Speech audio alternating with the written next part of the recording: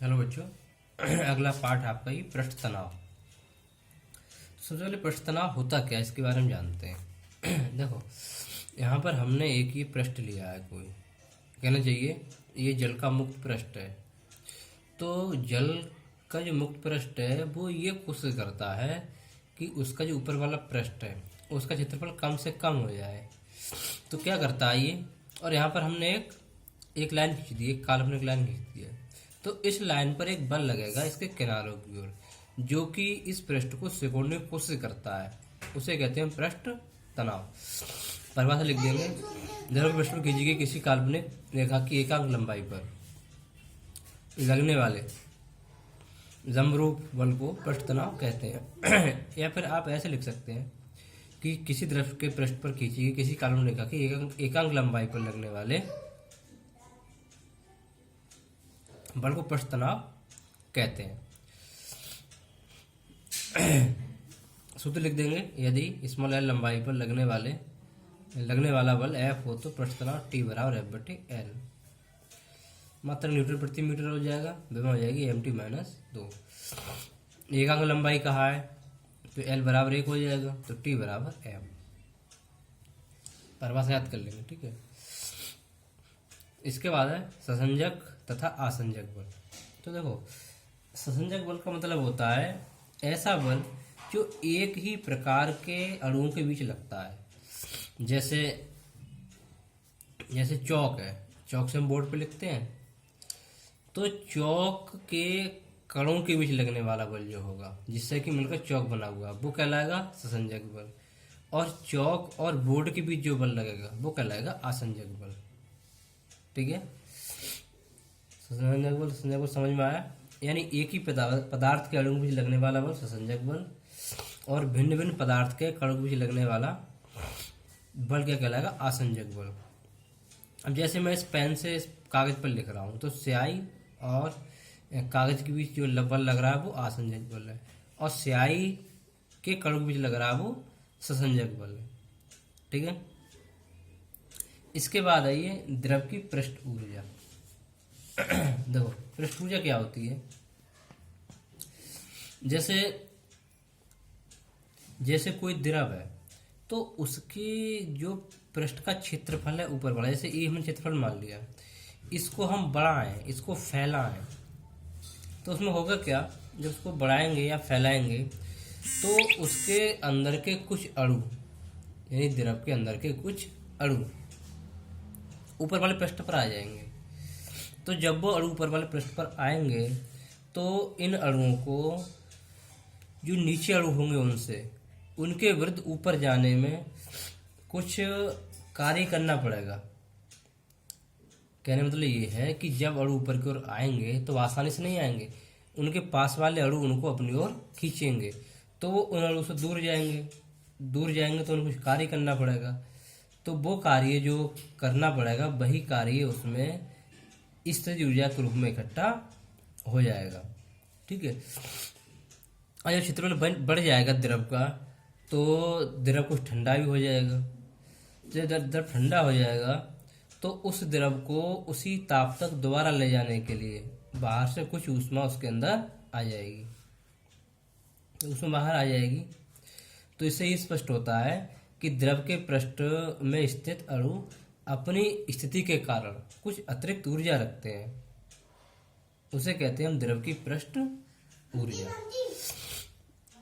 Theoretical है, ठीक है। इसके बाद ये अगला हेडिंग आता है पृष्ठ तनाव तथा द्रव के मुक्त पृष्ठ के क्षेत्रफल का विस्तार करने में किए गए कार्य में संबंध। पृष्ठ तनाव और द्रव के पृष्ठ के क्षेत्रफल का विस्तार करने में किए गए कार्य में संबंध, ये हम निकालेंगे। देखो, मैंने यहाँ पर एक ही तार बनाया है ए बी और ये सी, ए बी सी, ठीक है। एक मुड़ा हुआ तार है ये, तो ये ऊपर नीचे फिसल सकता है इस तरीके से, ठीक है। अब यहाँ पर क्या किया है हमने, पी और क्यू के बीच में एक फिल्म बनाई है। फिल्म का मतलब यहाँ पानी की बूंदें हैं ये, ठीक है। अब ये पानी की बूंदें हैं, ये पृष्ठ तनाव के कारण क्या करती हैं, सिकुड़ने की कोशिश करती हैं। इस तरीके से सिकुड़ने की कोशिश करती है, ठीक है। सिकुड़ने की कोशिश करेंगे तो ये वाला हिस्सा ऊपर की ओर जाएगा, पी क्यू ऊपर की ओर जाएगा। तो ये ऊपर की ओर ना जाए, इसको हम यहीं पर बना कर रखें, यहीं पर स्थिर रखें। तो स्थिर रखने के लिए हमें कुछ कार्य करना पड़ेगा, इस पर एक बल लगाना पड़ेगा।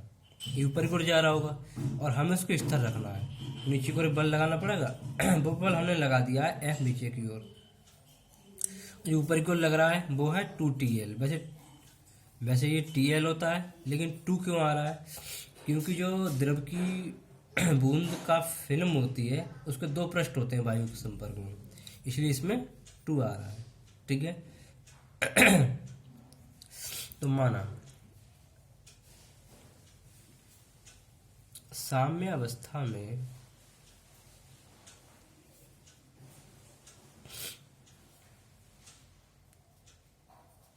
रखने के लिए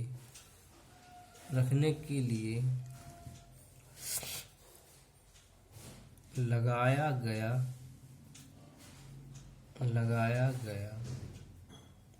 बल F तार PQ के संपर्क में PQ के संपर्क में फिल्म की लंबाई l के अनुक्रमानुपाती होता है। यानी ज़्यादा बड़ी फिल्म होगी तो बल ज़्यादा लगाना पड़ेगा, छोटी होगी तो कम लगाना पड़ेगा, अनुक्रमानुपाती होता है।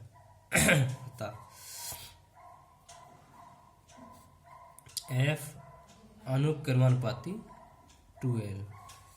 देखो 2 इसलिए आ रहा है क्योंकि इसके 2 पृष्ठ वायु के संपर्क में है, ठीक है। ये चिन्ह हटाएंगे तो क्वेश्चन चल जाएगा 2TL, जहाँ T नियतांक है जिसे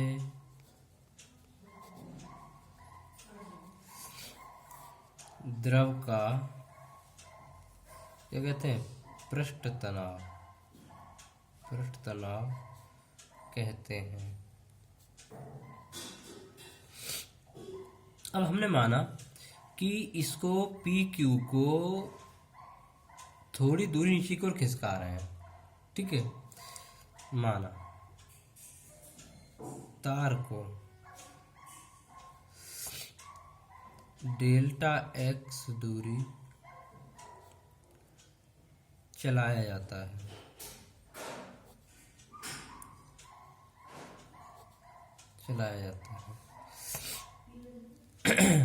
तब देखो जब इसको चलाया जाएगा तो इसका जो पृष्ठ क्षेत्रफल है उसमें वृद्धि होगी, तो बल F द्वारा, तब बल F द्वारा कृत कार्य, देखो कार्य W बराबर होता है बल गुणा दूरी, ये सूत्र होता है बल गुणा दूरी।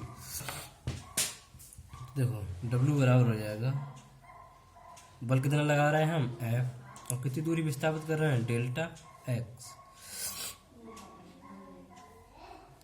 यहाँ पर हम F का मान लगा देते हैं, F का मान क्या है 2TL गुणा डेल्टा X। इस तरीके से हो जाएगा ये। अब देखो ये भी दूरी है और L भी दूरी है, तो इन दोनों जगह पर क्या लिख सकते हैं, ये लिख सकते हैं, देखो 2L गुणा डेल्टा X, इसका मात्रक मीटर, इसका मात्रक मीटर, मात्रक क्या हो जाएगा इसका मीटर स्क्वायर हो जाएगा। तो यहाँ लिख सकते हैं हम इसको क्षेत्रफल, ठीक है। तो W बराबर हो जाएगा T गुणा डेल्टा A। ये फार्मूला निकालना था भैया, हमने ये फार्मूला निकाल दिया, ठीक है।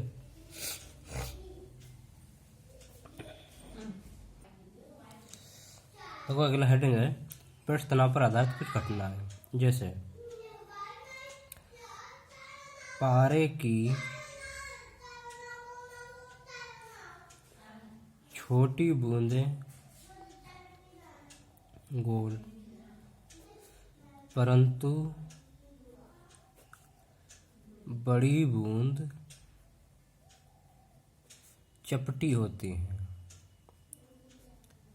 चपटी होती है। देखो, जैसे छोटी सी बूंद है तो इस तरीके से गोल होगी, और इसको इसमें एक बूंद और मिलाते हैं हम तो ये थोड़ी सी इस तरीके से हो जाएगी, और इसे एक बूंद और मिला दें तो धीरे धीरे इस तरीके से चपटी होती चली जाती है। तो इसका कारण ये है, जब ये बूंद छोटी थी तो इस पे केवल पृष्ठ तनाव बल कार्य कर रहा था और गुरुत्वीय बल उस समय बहुत कम था, तो इसलिए इसकी आकृति गोल बनी हुई थी।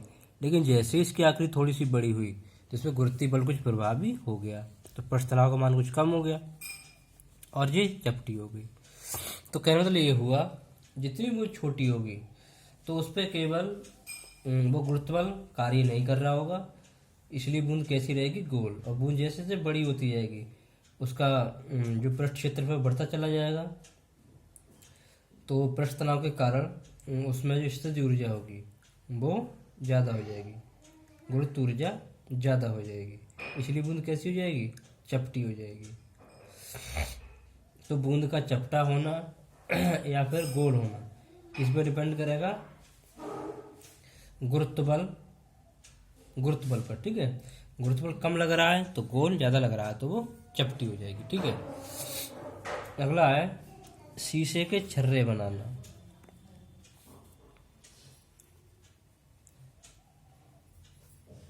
शीशे के छर्रे बनाना। देखो, इसमें क्या करते हैं, शीशे को पहले पिघला लेते हैं। ठीक है, तो पिघले हुए शीशे क्या करते हैं, हम कुछ ऊंचाई पर ले जाके उसको फुहार के रूप में गिराया जाता है। जब वो ऊपर से गिर रहा होता है तो गिरते समय जो शीशा गिरते समय पृष्ठ तनाव के कारण न्यूनतम पृष्ठ क्षेत्रफल गिरते हुए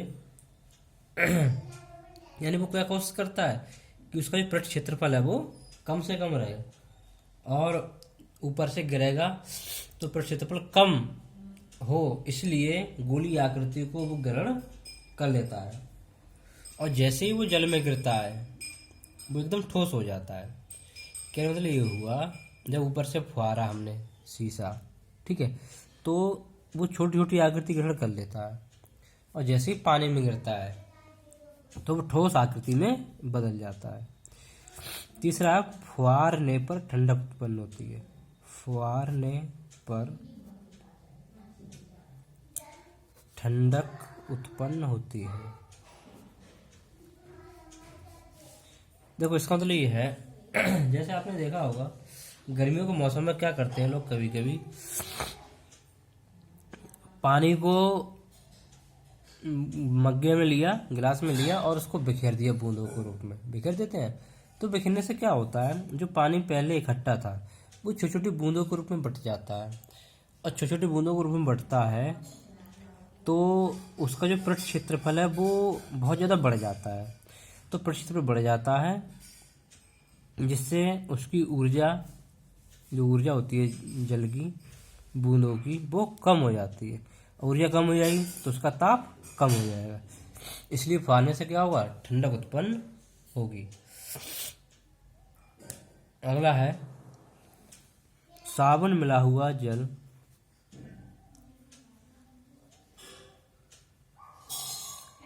साबुन मिला हुआ जल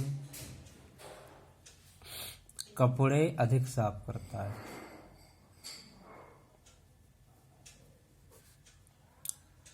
अधिक साफ करता है। देखो भाई, जैसे हम कपड़े धोते हैं तो उसमें सर्फ मिला देते हैं। सर्फ मिलाने से क्या होता है, उस पानी का जो पृष्ठ तनाव है वो कम हो जाता है। पृष्ठ तनाव कम हो जाएगा तो पानी कपड़े के प्रत्येक रेशे में चला जाता है, और उस रेशे में लगी हुई गंदगी को बाहर वो अपने साथ निकाल के ले आता है। इससे कपड़े ज़्यादा साफ हो जाते हैं सादा पानी तुलना में। ठीक है, अगला हेडिंग है संपर्क कोण। संपर्क कोण। देखो भाई, आपने देखा होगा जब हम किसी बर्तन में, जैसे हमने बर्तन ले लिया एक कांच का, ठीक है, जैसे मैंने ये कांच का बर्तन ले लिया और इस बर्तन में मैंने पानी भर दिया है इस तरीके से, पानी भरा हुआ है और यहाँ पर एक मैंने कांच की रॉड डाल दी ऊपर से। तो यहाँ पर जो पानी है उसका तल कांच के संपर्क में इस तरीके से वक्रीय हो जाता है। कैसा हो जाता है? वक्रीय। कहने मतलब ये हुआ कि जो द्रव है वो कांच की दीवार से चिपकता है, इसलिए वो ऊपर की ओर चढ़ जाता है। अब इसके विपरीत देखें हम, जैसे मैंने क्या किया, इस बर्तन में पारा भर दिया और यहाँ पर एक ये कांच की रॉड डाल दी, पारा भर दिया, ठीक है। तो पारा क्या करता है, अब पारा चिपकता नहीं है दीवार से, तो वो दूर हट जाता है इस तरीके से, इस तरीके से पारा दूर हट जाता है। कहने मतलब ये हुआ कि वो संपर्क में नीचे की ओर चला जाता है और बीच में ऊपर उठ जाता है। तो यहाँ पर ये तल बनना है, बीच में ये कैसा बनना है, उत्तल बनना है, और यहाँ पर ये तल कैसा बनना है, अवतल बनना है।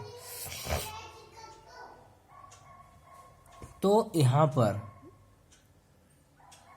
देखो एक ये कोण बनना है इस तरीके से, जल की और कांच की दीवार के बीच जो कोण बनना है, ये वाला कोण नीचे की ओर बनेगा और इसमें बनेगा ये वाला कोण ऊपर की ओर।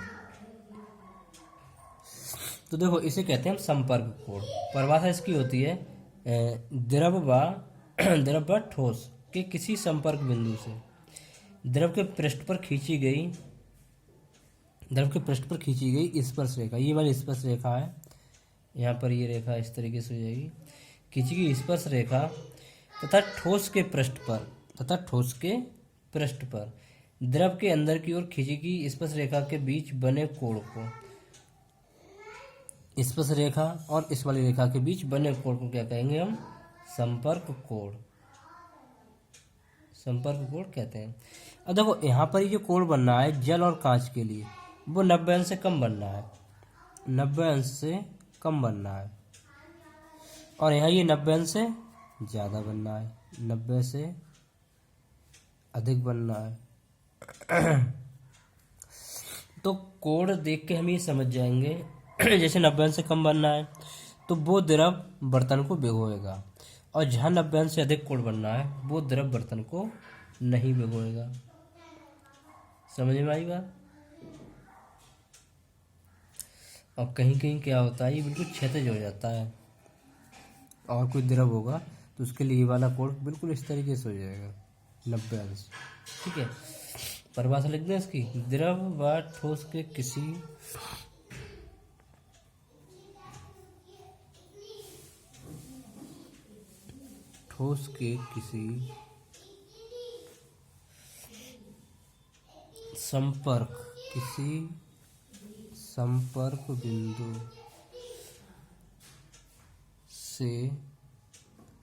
संपर्क बिंदु से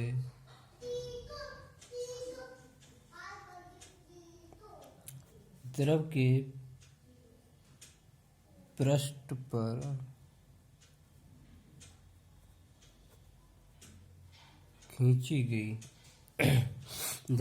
पर खींची गई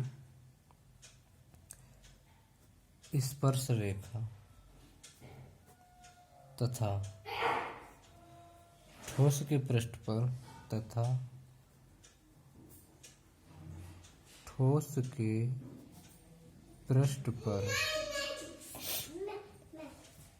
द्रव के अंदर की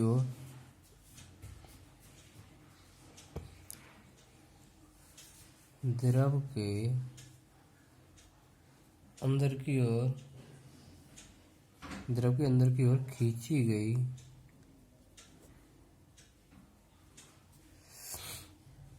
स्पर्श रेखा के बीच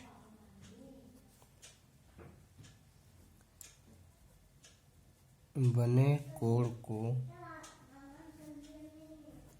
को उस द्रव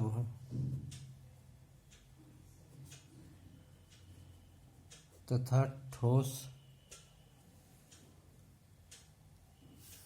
का संपर्क कोण कहते हैं।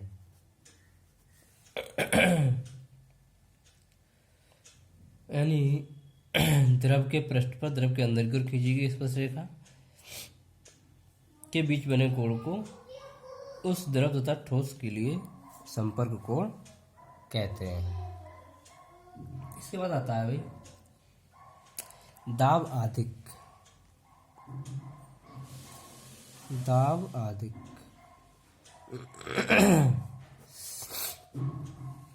दाब आदिक देखो दाब आदिक क्या होता है। जैसे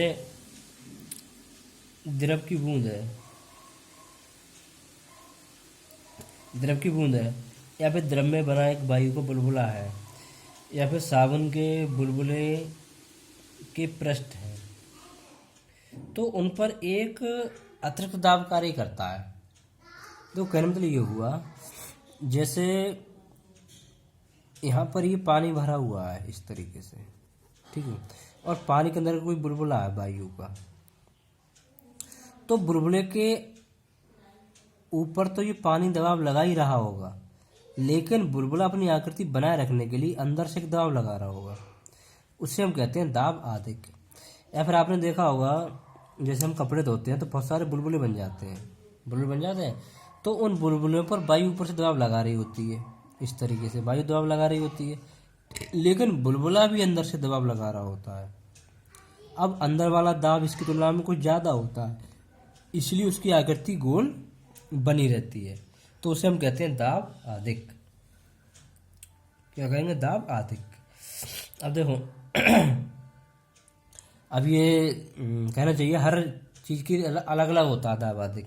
जैसे द्रव की बूंद के भीतर अलग होगा, साबुन के घोल के बुलबुले के भीतर अलग होगा, ठीक है। तो उसमें पहला है द्रव की बूंद के भीतर दाब आदिक।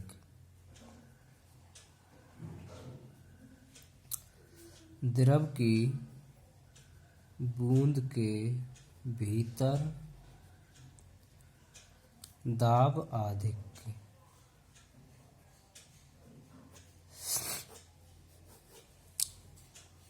देखो मैंने यहाँ पर एक बूंद बना दी पानी की, ठीक है, ये पानी की बूंद है, गोल होती है पानी की बूंद, गोल बूंद बना दी मैंने, ठीक है। तो इस वाली बूंद पर ऐसा करते हैं, यहाँ से इसकी त्रिज्या मान लेते हैं कैपिटल आर, यहाँ से यहाँ तक त्रिज्या क्या है इसकी? Capital R. अब बूंद क्या कर रही है? बूंद, जैसे बूंद पर ऊपर से दबाव लग रहा है, सपोज करो पी, कैपिटल पी, तो बूंद अंदर से इस पर इस दाब से ज़्यादा दाब लगा रही होगी, तो हमने मान लिया अंदर से दाब लग रहा है capital P plus small P, तो ये वाला दाब ज़्यादा है, तो इस दाब की वजह से इस बूंद की जो त्रिज्या पहले आर थी वो त्रिज्या कुछ क्या होती है? बढ़ जाती है, तो वो त्रिज्या बढ़ के डेल्टा त्रिज्या बढ़ गई मैंने कहा, तो बूंद यहाँ थी पहले, वो यहाँ पहुँच जाएगी इस तरीके से। अब देखो बूंद पर ऊपर से कौन सा दाब लग रहा है? पी, और अंदर से लग रहा है पी प्लस पी। पहले त्रिज्या बूंद की कितनी थी? कैपिटल आर, लेकिन दाब आधिक की त्रिज्या कितनी हो गई? Delta R. डेल्टा आर की इसमें और वृद्धि हो गई है, ठीक है। तो यहाँ पर हम निकालेंगे दाब आधिक। अब देखो इसमें थ्योरी लिख सकते हैं चित्र के अनुसार, जैसे लिखेंगे, माना कि द्रव की एक बूंद की त्रिज्या कैपिटल आर है, कैपिटल आर है, ठीक है, तथा द्रव का पृष्ठ तनाव कैपिटल टी है। द्रव पर स्थित द्रव के अणुओं पर पृष्ठ तनाव के कारण एक परिणामी बल पृष्ठ के अवलंबत भीतर की ओर कार्य करेगा, ये वाला दाब। इस दाब की वजह से एक बल कार्य करेगा इस पर अंदर की ओर। तो जो बूंद के भीतर का दाब है वो बाहरी दाब से कैसा होना चाहिए? अधिक होना चाहिए। अधिक नहीं होगा तो बूंद की आकृति गोल बनी हुई नहीं रहेगी। तो ये अंदर वाला दाब अधिक है, वो बाहर की ओर एक बल लगाता है जो पृष्ठ तनाव के बल को क्या करता है? बैलेंस करता है, जिससे बूंद साम्यावस्था में बनी रहती है, ठीक है, तो लिखते हैं मान। बूंद के बाहर दाब P है तथा बूंद के भीतर P प्लस स्मॉल p है, तब बूंद के भीतर दाब आधिक्य कितना हो गया, स्मॉल p है। तो ये जो स्मॉल p अधिक है, अंदर से दाब अधिक, वो इस पर एक बल लगा रहा होगा, है ना, उसकी वजह से ये थोड़ी सी इधर की ओर खिसक गई है। ठीक है, नीचे लिखेंगे दाब अधिक स्मॉल p के कारण उत्पन्न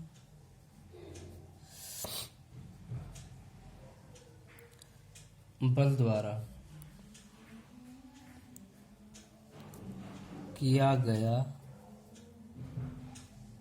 यांत्रिक कार्य बराबर क्या होता है, कार्य W बराबर होता है बल गुणा विस्थापन। ये होता है बल गुणा विस्थापन। तो देखो एक सूत्र होता है दाब P बराबर F बटे A। तो F बराबर क्या हो जाएगा, यहाँ से P गुणा A जो हो जाएगा P गुणा A। तो W बराबर लिख देंगे दाब अधिक गुणा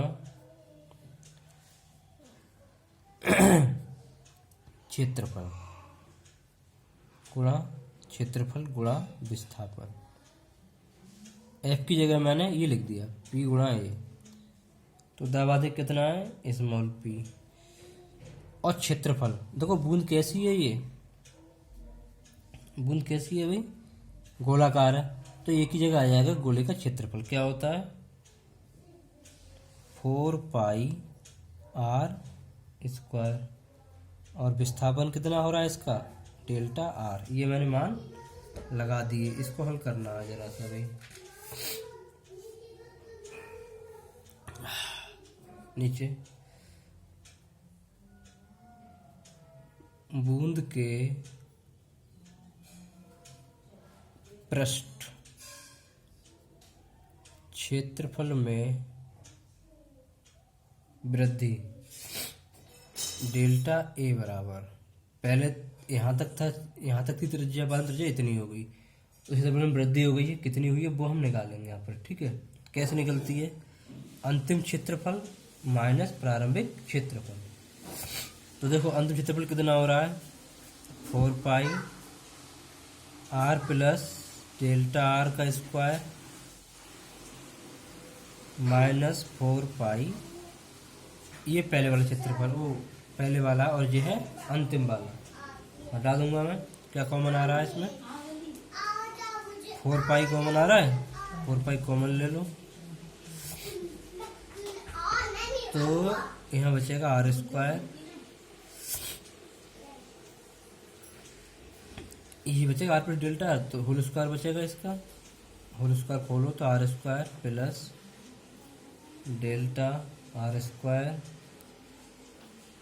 प्लस 2r डेल्टा r और माइनस ये r स्क्वायर। देखो इस वाले r स्क्वायर से ये वाला r स्क्वायर कट गया, डेल्टा ए बराबर बचा गया है 4 पाई गुणा delta r square plus 2r और डेल्टा r, ये बचा है। अब देखो r का मान बहुत ज़्यादा, वो डेल्टा r का मान बहुत ज़्यादा छोटा है, डेल्टा आर का मान बहुत ज़्यादा क्या है, छोटा है, तो डेल्टा आर स्क्वायर का मान और ज़्यादा छोटा होगा, तो इसको हम छोड़ देंगे। डेल्टा आर स्क्वायर को छोड़ने पर, क्यों छोड़ दिया, क्योंकि वो ज़्यादा छोटा है, तो डेल्टा ए बराबर हो जाएगा 4 दूनी 8 पाई आर डेल्टा आर। ये आ गई क्षेत्रफल में वृद्धि। अतः पृष्ठ ऊर्जा में वृद्धि बराबर हो जाएगी पृष्ठ क्षेत्रफल में वृद्धि गुणा पृष्ठ तनाव। लगाओ मान जरा, क्षेत्र में वृद्धि कितनी आ रही है, 8 पाई आर डेल्टा आर गुणा टी।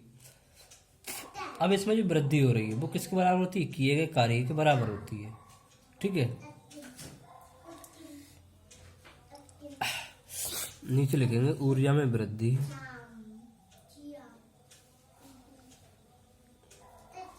ऊर्जा में वृद्धि दाब आधिक्य के कारण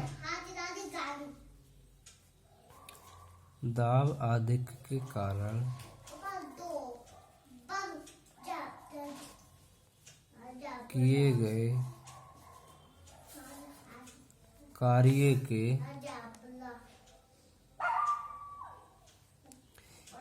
कार्य के बराबर होती है, या फिर उसकी वजह से ही होती है, ठीक है।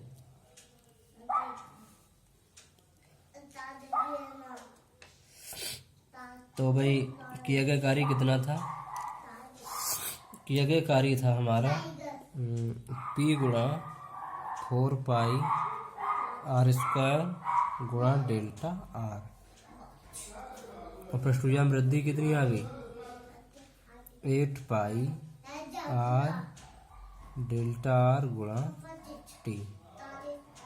कुछ कट रहा है, यहाँ बचेगा 2, इससे जे आर कट गया, डेल्टा आर से डेल्टा आर कट गया, तो P बराबर क्या बचा, यहाँ पर एक स्क्वायर बचा है आर का, बचा 2t बटे आर। तो ये फार्मूला हमको निकालना था, P बराबर 2t बटे आर।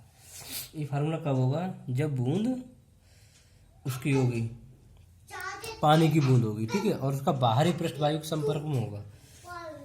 दूसरा है द्रव में बने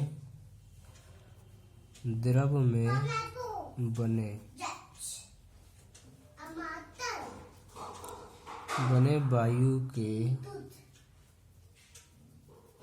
बुलबुले के भीतर दाब आधिक्य तो कोई बुलबुला बन गया है कोई पानी के अंदर, तो वो जैसे ये पानी भरा हुआ है कहीं, तो बुलबुला इस तरीके से होगा पानी के अंदर, ठीक है, ऐसे ही होगा बुलबुला, उसके बाहर पानी, बुलबुले के अंदर पानी नहीं है, ठीक है। तो देखो यहाँ तक बुलबुले की त्रिज्या वही आर हो गई, ठीक है, ऊपर से दाब लग रहा है इस पे P, तो बुलबुला अंदर से दाब लगा रहा होगा इस पे P प्लस P, त्रिज्या आर थी पहले, और बाद में त्रिज्या में कितनी वृद्धि हो गई, डेल्टा आर की।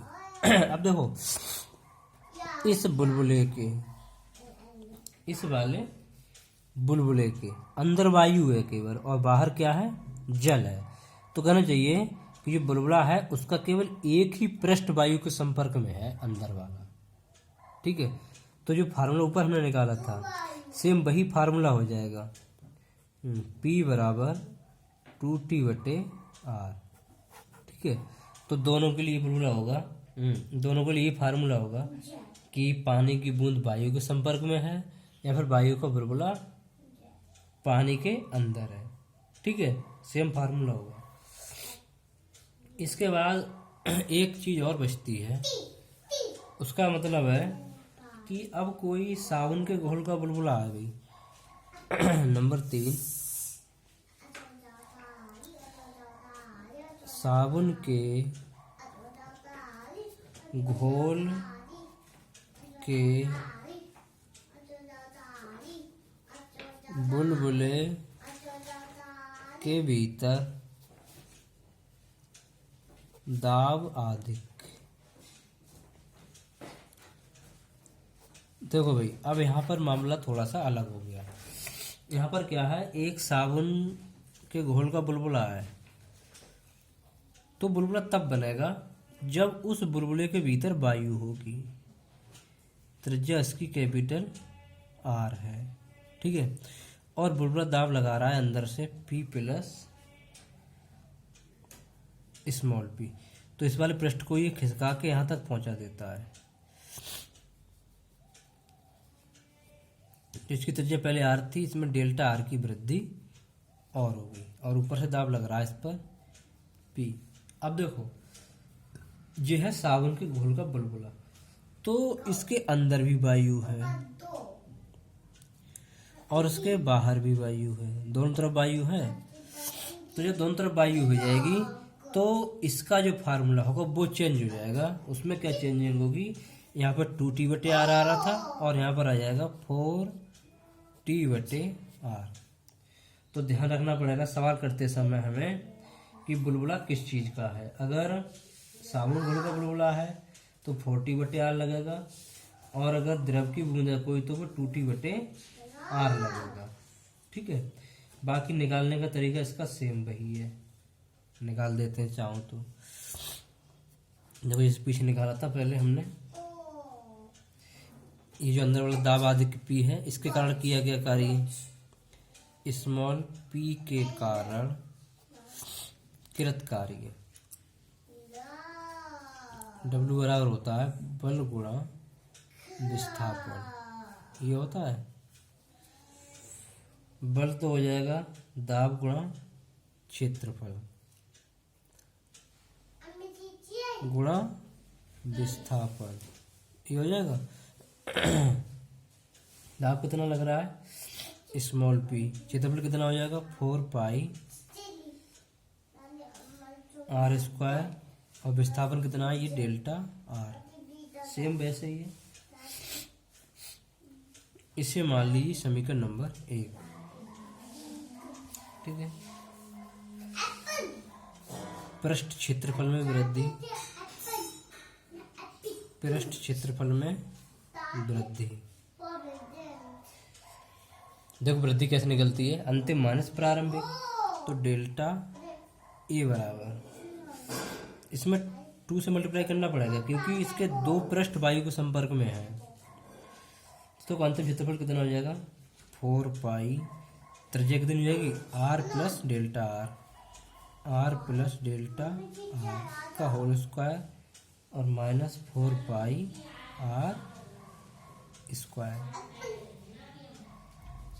2 ऐसी रहने दो, और 4π कॉमन ले लो बाहर, 4π कॉमन आ गया ये, तो यहाँ बचेगा r² plus delta r² plus 2r delta r, और माइनस ये r², फिर r² कट डालो, तो डेल्टा a बराबर हो गया 2 चौक 8π, और यहाँ क्या बचेगा 2r delta r, delta r² सूक्ष्म है, कैसा है सूक्ष्म है। इसे छोड़ने पर, इसको हमने क्या किया छोड़ दिया, तो ये बचा डेल्टा ए बराबर 8 दूनी 16 पाई r डेल्टा r, ये बचा। इसे मान लो समीकरण नंबर 2।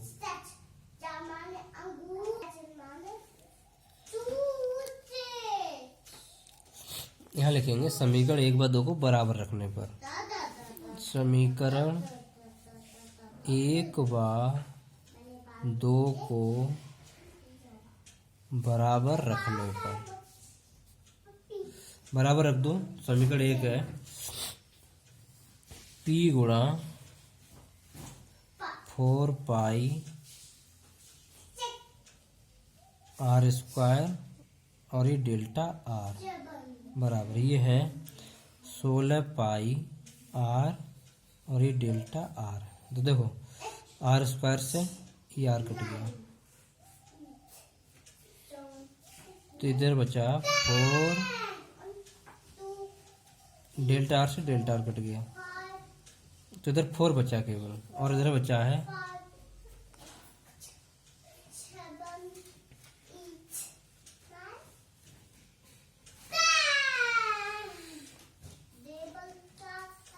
यहाँ भाई इसमें एक टी से और मल्टीप्लाई करना पड़ेगा हम लोगों के लिए, क्योंकि ये क्या था, ये पृष्ठभुजा में वृद्धि थी। तो वृद्धि का मतलब था, वृद्धि थी, वृद्धि का मतलब होता है, वृद्धि का मतलब ये होता है पृष्ठ क्षेत्रफल में वृद्धि गुणा पृष्ठ तनाव। तो इसमें टी और आ जाएगा साथ में, तो यहाँ पर भी टी से गुणा कर देते हैं, ठीक है। तो जो हो जाएगा P गुणा R बराबर 4T, तो P बराबर हो जाएगा 4T/R। तो कुल मिला के आपको सवाल हल करते समय ध्यान रखना पड़ेगा कि कहाँ 2T आएगा और कहाँ 4T आएगा। ओके।